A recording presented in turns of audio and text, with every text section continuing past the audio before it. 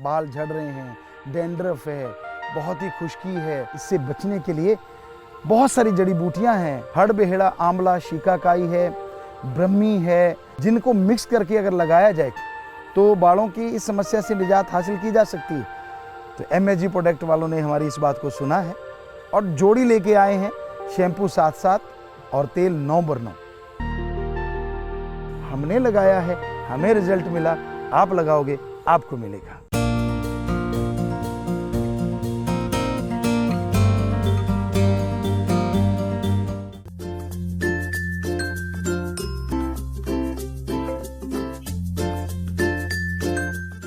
सत्संग इंसान जब करता है तो उसके जन्मों जन्मों के पाप अवश्य कट जाते हैं।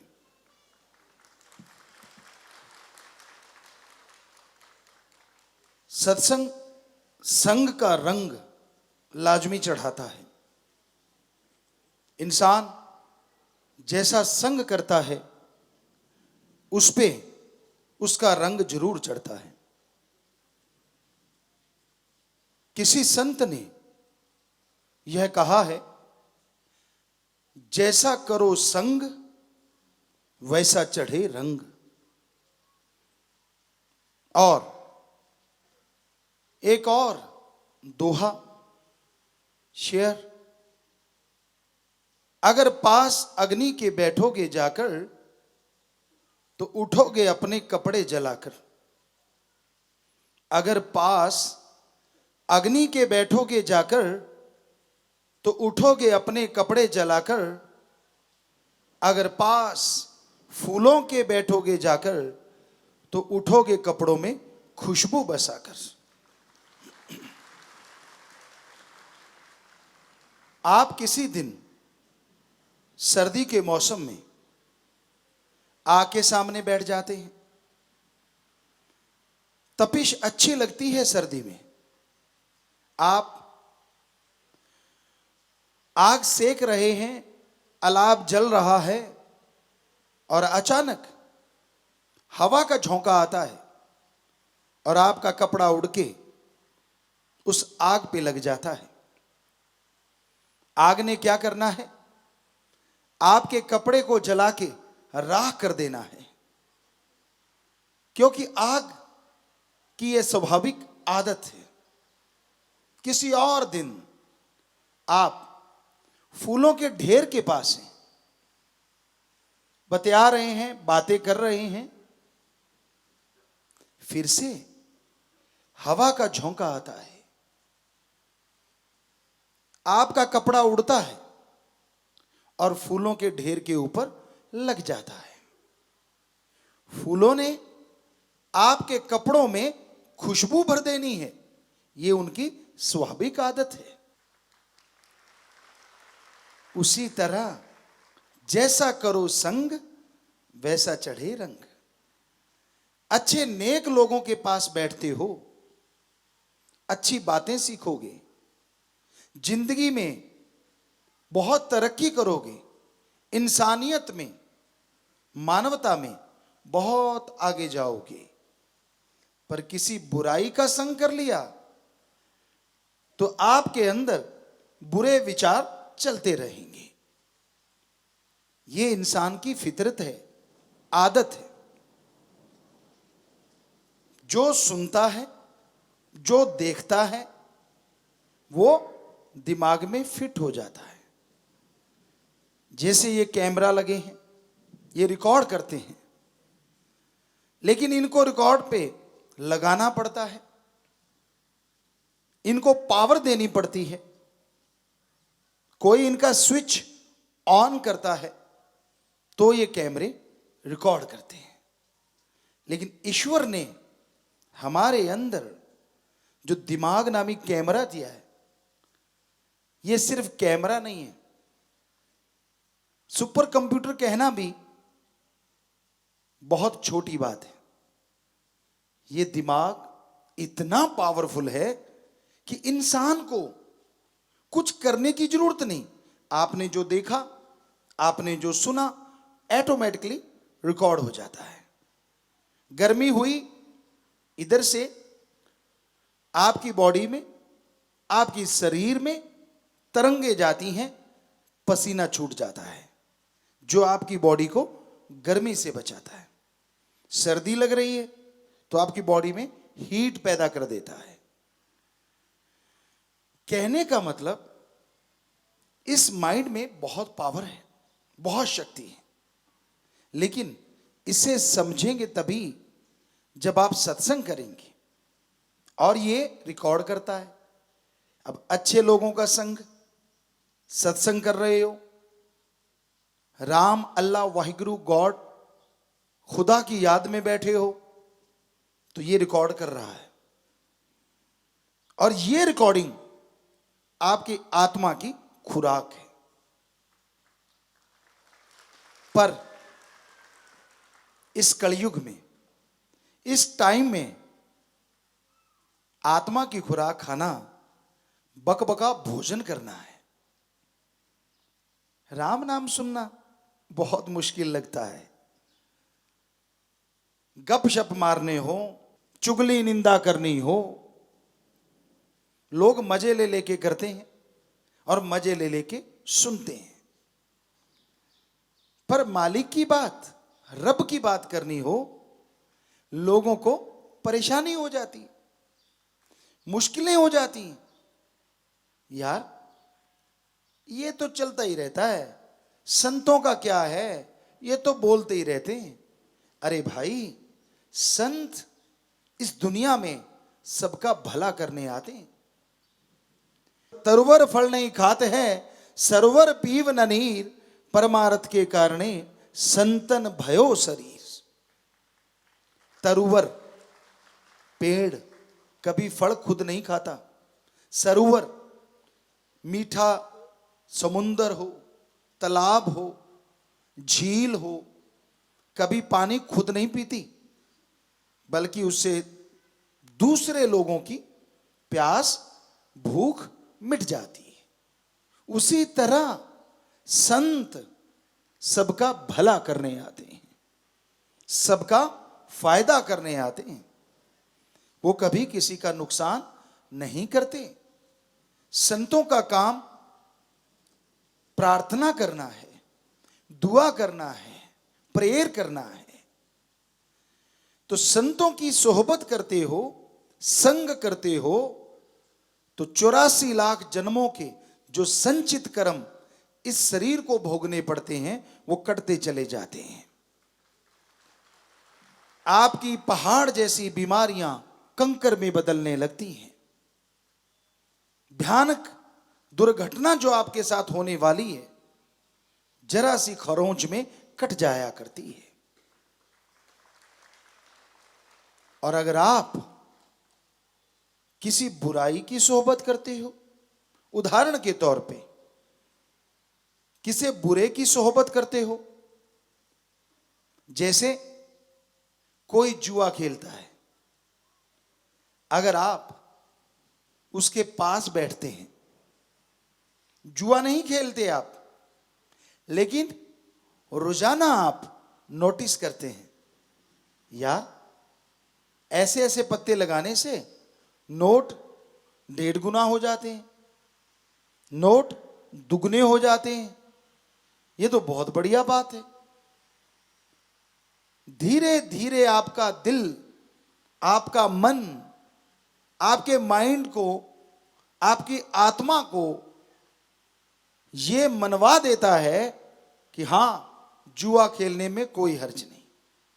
और जब आप जुआ खेलने लगते हैं, जब आप जुआरी बनने की शुरुआत करते हैं, तो थोड़े पैसे आपको जितवा दिए जाते हैं।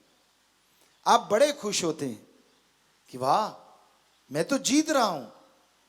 पर फिर धीरे धीरे वो आपका सब कुछ छीन लेते हैं।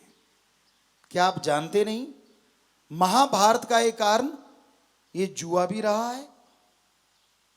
सट्टा लगाते हैं आप, कभी आ गए और जब जाते हैं तो सारा कुछ चला जाता है। कहावत है, सट्टा कल नहीं, घर आज ही पट्टा। ज्यादा देर नहीं लगती, इंसान बर्बाद हो जाता है।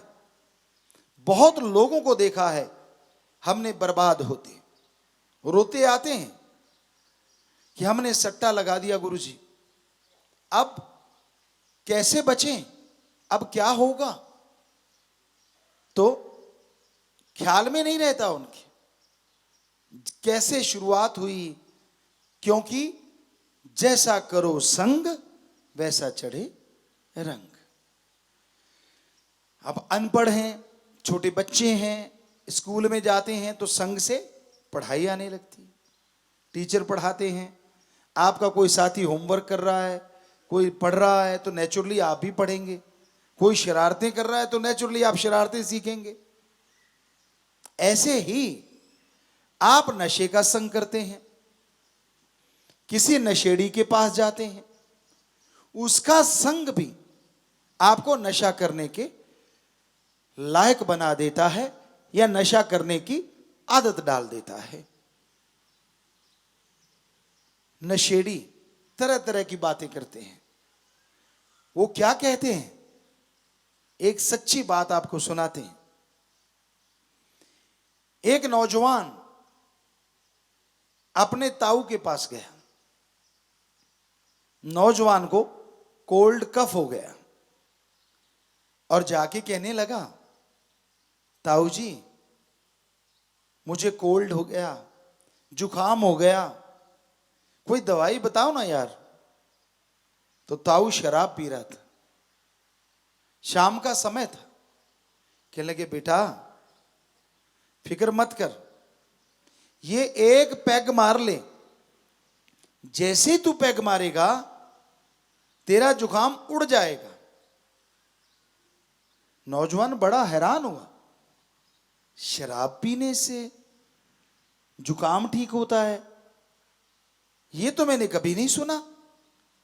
ताऊ क्यों मजाक करता है, कभी शराब पीने से भी जुकाम उड़े हैं?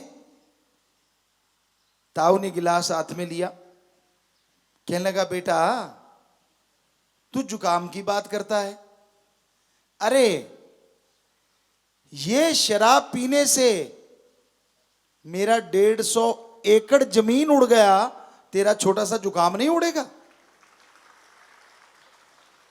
तो सिखाने वाले ऐसी चीजें सिखाते हैं, लोगों को प्रभावित करते हैं।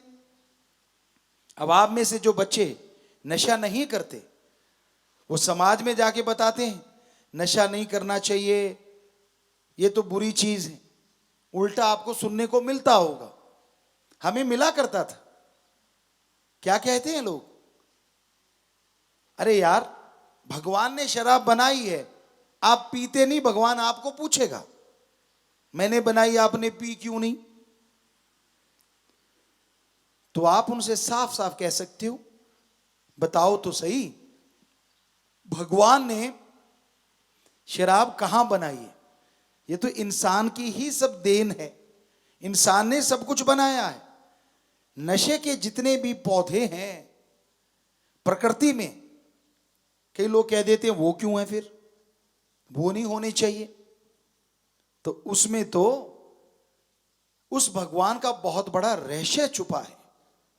आपको बहुत बड़ा कोई जख्म हो गया, बहुत बड़ा दर्द हो गया, तो वो दवाई के रूप में इस्तेमाल किया जाता था, तब वो दे दिया जाता था आदमी को।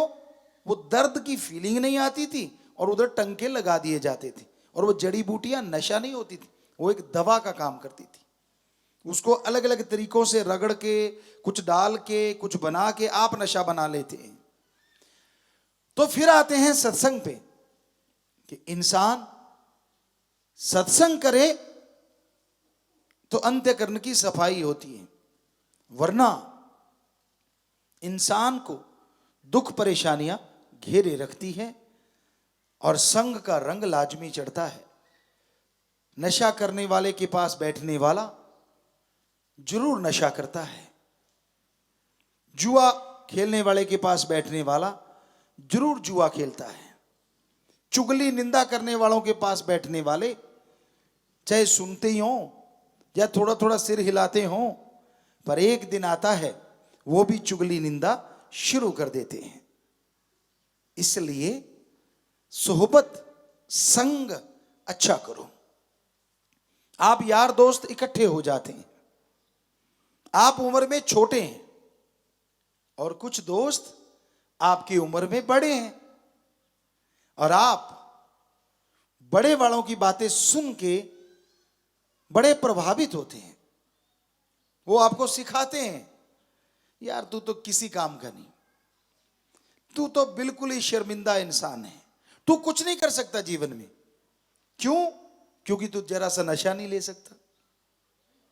अब उसके अंदर गैरत पैदा हो रही है, आपके अंदर गैरत आ रही है। आप छोटे हैं लेकिन फिर भी कि मैं क्यों नहीं कर सकता, आपको चैलेंज देते हैं। वो कोई भी काम करेंगे उल्टा, देख मैं उसके थप्पड़ मार के आता हूं, तू मार के दिखा, बताओ ये कौन सा मेडल जीतना है भाई।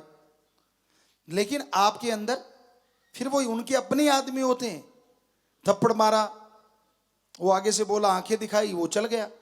आपको लगता है, कहते नहीं नहीं तू तो भिगी बिल्ली है, तू तो कुछ भी नहीं है, तू मर्द थोड़ा ही है, तू तो कुछ भी नहीं। तो आपके अंदर आपकी गैरत, आपकी अणख जाग जाती है, यार मैं किसी से कम हूं, लाओ मैं अभी नशा करता हूं। करते चाहे बेहोश हो गए वो कोई बात नहीं, अगले दिन भी होश नहीं आता, होश आ गया लेकिन आपको लगता नहीं मैंने जो किया वो सही किया। आप आज के बच्चों को रोक के दिखाओ, छोटे छोटे बच्चे किसी के काबू में नहीं आते। हमें कैसे रोका? क्या हम में अकल नहीं है? क्या हम में समझ नहीं है? हम सब जानते हैं। नहीं रे नहीं, उम्र इंसान को वो सिखाती है जो बड़े बड़े पवित्र ग्रंथ में लिखा हुआ है। उम्र इंसान को वो सिखाती है जो दुनियावी पढ़ाई में, डिग्री डिप्लोमों में आप कभी नहीं सीख सकते।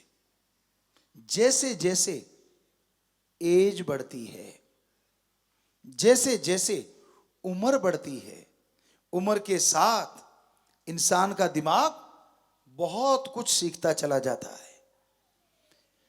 कभी परेशानियां आई, कभी दुख आए, कभी मुसीबतें आई, कभी टेंशन हुई, कभी कोई तकलीफ आई।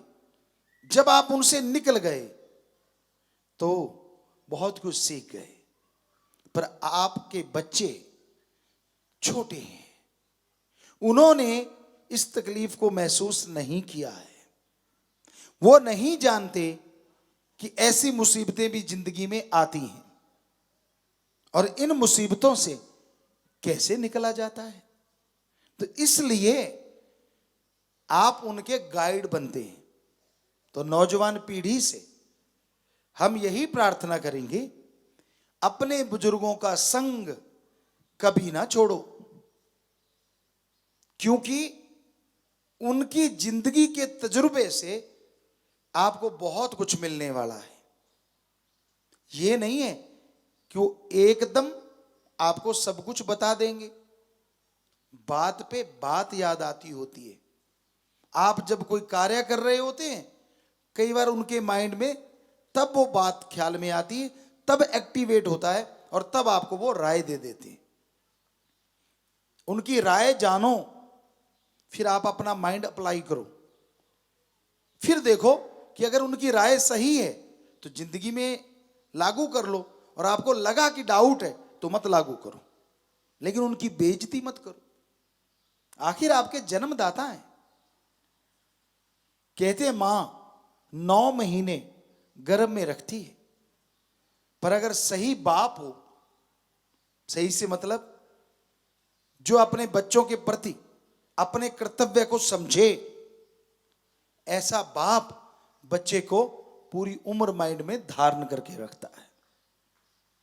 मां तो 9 महीने रखती है, बाप भी किसी से कम नहीं है, वो सारी उम्र धारण करके रखता है। मैं बच्चे के लिए ये बना दूं। आप में कितने बैठे होंगे, हमें लगता है सारे ही, जो अपने परिवार के लिए ही करते हैं। सेवा करते हो वो एक अलग चीज है, लेकिन जो कमाई करते हो वो तो बेटे बेटी के लिए ही करते हो ना। अपने शरीर पे भी कई बार आप नहीं लगाते। क्यों? यार बेटे के लिए ये ला देंगे, बेटे को वो बना देंगे। पर हमारे अकॉर्डिंग 50% होना चाहिए। अगर आपके बच्चे 2 हैं या 1 है, उसके लिए 50% ठीक है, 50% खुद की भी तो जिंदगी है। ये सही नहीं है कि 100% आप बच्चों के लिए करते जाओ और बाद में बच्चे लात मार के बाहर निकाल दें, फिर दुख बहुत ज्यादा होता है। इसलिए जिंदगी जीते जीते हर इंसान को बहुत कुछ सीखने को मिलता है, पर सत्संग में जो सीखने को मिलता है वो दुनियादारी में नहीं मिलता। सत्संग में मंत्र दिया जाता है, गुरु मंत्र। सत्संग में जब इंसान आता है, कितनी भी टेंशन हो, कितनी भी गलत सोच हो, जब सत्संग में बैठा होता है और संतों के वचन सुन रहा होता है, तो उसकी वो टेंशन, वो सोच खत्म हो जाती है। करोड़ों लोगों ने महसूस किया है, हमें बताया है कि गुरुजी जब सत्संग में बैठते हैं तो कुछ याद ही नहीं रहता। मतलब कोई गम, कोई टेंशन, कोई चिंता, कोई परेशानियां, लेकिन जैसे उठ के बाहर निकलते हैं फिर सारे ख्याल आने लग जाते। क्यों? क्योंकि धर्मों में लिखा है, सच्चा संत जब सत्संग करता है तो वहां पे भगवान जी हर किसी के अंदर विराजमान तो होते हैं, पर जहरा तौर पे भी आके आशीर्वाद दे रहे होते हैं। इसलिए अपनी वृत्ति, अपने विचार, अपने ख्याल जब सत्संग हो रही हो, सिर्फ और सिर्फ संतों के वचनों को सुनने में लगा के रखो। तब कोई ध्यान और नहीं आना चाहिए। आप कुछ और सोच रहे हैं, संतों ने आपको देखा, हो सकता है वो गिरी चीज आपके अंदर घर ही कर जाए। और अगर आप राम से जुड़े हैं, हो सकता है ऐसी अंदर की बुराइयां पल में जल के राख हो जाएं। ये तो राम जाने। तो इसलिए सत्संग महान है। सत्संग, यहां राम का नाम, अल्लाह वाहिगुरु गॉड का नाम लिया जाए, बदले में ना धर्म छोड़ना, ना पहनावा बदलना, ना पैसा देना, ना नोटों बोटों का चक्कर। बस आपको मंत्र दिया जाए और उसका आप अभ्यास करें तो यकीनन आपकी जिंदगी की परेशानियों का खात्मा हो जाएगा और आप मालिक की कृपा दृष्टि के लायक बन जाएंगे। तो सत्संग में जैसे जैसे आप आते जाएंगे, वैसे वैसे खुशियां उस प्रभु की, इस जिंदगी की आपके कदम जरूर चूमेंगी।